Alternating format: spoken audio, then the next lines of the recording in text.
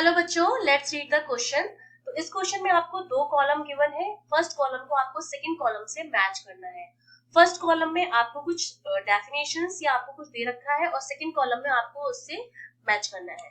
तो देखिए, इस क्वेश्चन के लिए हमारा जो की कॉन्सेप्ट रहेगा, जब आप कॉलम फर्स्ट और कॉलम सेकंड को रीड करेंगे तो आपको पता चलेगा इसमें हमसे बात की जा रही है एक्सीलरेशन, स्पीड और वेलोसिटी के बारे में। तो देखिए, एक्सेलरेशन की अगर मैं बात करती हूँ तो एक्सेलरेशन जो मेरा होता है a equals to dv upon dt होता है, rate of change of velocity. तो v और t के बीच में अगर हम ग्राफ खींचेंगे तो मुझे क्या मिलेगा? एक्सेलरेशन मिलेगा। मतलब इसका जो स्लोप होगा, हमें v और t के बीच के ग्राफ का स्लोप, वो हमें देगा एक्सेलरेशन। एक चीज जो आपको ध्यान रखनी है कि अगर दो क्वांटिटीज डिवाइड होकर कोई तीसरी क्वांटिटी दे रही है तो वो हमें मिलेगी स्लोप से। उन दोनों के बीच अगर हम ग्राफ खींचते हैं जो डिवाइड में है तो स्लोप से हमें मिलेगी वो क्वांटिटी जिसका बराबर है। और अगर दो चीजें मल्टीप्लाई हो रही है, जैसे सपोज स्पीड इनटू टाइम जो है वो मल्टीप्लाई हो रहा है, तो जब मल्टीप्लाई होके जो चीज हमें मिलेगी वो हमें किससे मिलेगा? अब अगर मैं एस और टी के बीच ग्राफ खींचूं, उस ग्राफ का जो एरिया होगा वो मुझे क्या देगा? डिस्टेंस देगा। समझ में आ रहा है? स्लोप तब मिलता है जब दो चीजें जो हो रही होती डिवाइड हो रही होती है और तीसरी चीज हमें मिल रही होती है, वो तीसरी चीज हमें स्लोप से मिलती है। और अगर मल्टीप्लीकेशन हो रहा है तो तीसरी चीज हमें किससे मिलती है? उस ग्राफ के एरिया से मिलती है। ये चीज आपको ध्यान रखनी है।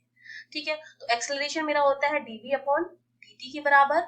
और अगर मैं वेलोसिटी और स्पीड में बात करूं तो वेलोसिटी मेरी होती है वेक्टर क्वांटिटी और स्पीड मेरी होती है स्केलर क्वांटिटी।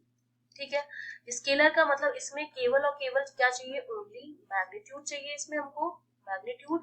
और इसमें मैग्नीट्यूड के साथ साथ डायरेक्शन की भी जरूरत होती है। तो अगर मैं डायरेक्शन को एक ही उसमें कर दूं, डायरेक्शन चेंज नहीं हो, तो वेलोसिटी और स्पीड दोनों बराबर आएंगे, क्योंकि दोनों का मैग्नीट्यूड सेम ही होता है। वेलोसिटी का जो मैग्नीट्यूड है वही हमारी स्पीड होती है, केवल डायरेक्शन का फर्क होता है। अगर डायरेक्शन भी चेंज नहीं हो रही हो तो वही मेरा क्या बन जाएगा? स्पीड बन जाएगी। वही मेरी स्पीड क्या बन जाएगी? वेलोसिटी बन जाएगा। अगर एक ही डायरेक्शन में हो रही है, मेरी मैग्नीट्यूड स्पीड का है, वही मेरा क्या होगा? वेलोसिटी होगा। ठीक है, अब देखिए, हम फर्स्ट पहले रीड करेंगे फर्स्ट ऑप्शन। फर्स्ट ऑप्शन में बोल रखा है जीरो एक्सेलरेशन।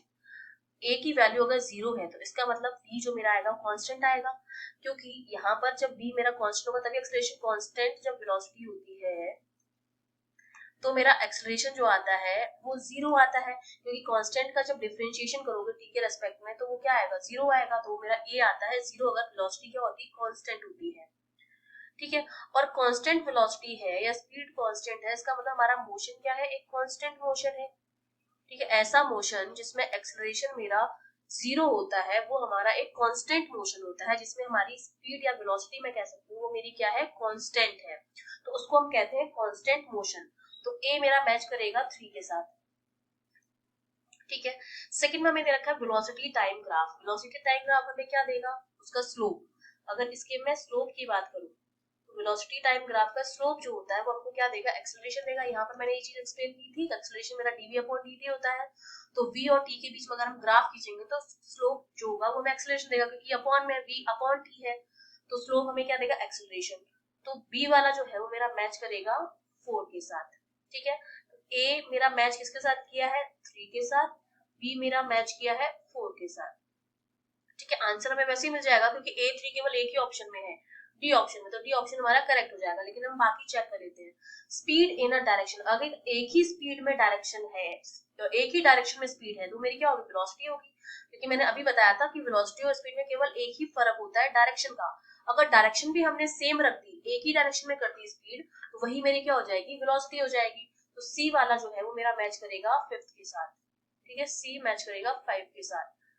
डी है x in opposite direction of motion. Opposite direction में कौन काम करता है मोशन के, वो हमें बताना है। तो देखिए क्या होता है कि अगर टाइम के साथ टाइम बढ़ रहा है और वेलोसिटी मेरी कम हो रही है, डिक्रीज हो रही है, तो डेल्टा वी उस पोजीशन में आता है मेरा नेगेटिव, क्योंकि वेलोसिटी कम हो रही है, इसका मतलब वी फाइनल कम हो रहा होगा। वी फाइनल अगर कम होगा तो डेल्टा भी नेगेटिव आएगा, डेल्टा भी नेगेटिव आएगा तो एक्सेलरेशन नेगेटिव आएगा। इस नेगेटिव एक्सेलरेशन को हम बोलते हैं रिटार्डेशन, और ऐसे मोशन को हम कहते हैं रिटार्ड मोशन। ठीक है, ये कब होता है? इसका एग्जांपल की अगर हम बात करें, जो हम ब्रेक लगाते हैं किसी भी गाड़ी में, तो ब्रेक लगाने पे क्या होता है? धीरे धीरे वेलोसिटी जो होती है कम होती है, एक पॉइंट पर आकर वो क्या हो जाती है? जीरो हो जाती है। ठीक है, वेलोसिटी हमारी डिक्रीज होती है बेसिकली। ठीक है, वेलोसिटी हमारी होती है डिक्रीज, और ये हमेशा अपोजिट डायरेक्शन लगता है इस तरह से। अगर वेलोसिटी इस डायरेक्शन में है वेलोसिटी डिक्रीज होती है और एक्सेलरेशन जो लगता है वो इसके अपोजिट डायरेक्शन में लगता है, मोशन के अपोजिट डायरेक्शन में, तो वो हमारा होता है रिटार्डेशन। और ये अपोजिट डायरेक्शन लगता है इसीलिए नेगेटिव होता है। अगर दोनों एक दूसरे के अपोजिट डायरेक्शन में वेलोसिटी और एक्सेलरेशन, तो एक्सेलरेशन मेरा नेगेटिव होता है जिसको हम रिटार्डेशन कहते हैं। तो ये डी मेरा मैच करेगा फर्स्ट के साथ, ठीक है, डी फर्स्ट के साथ। और ई में हमें रखा slope of distance time graph. Distance time हम जानते हैं कि स्पीड इनटू टाइम जो होता है वो मेरा क्या होता है, डिस्टेंस होता है।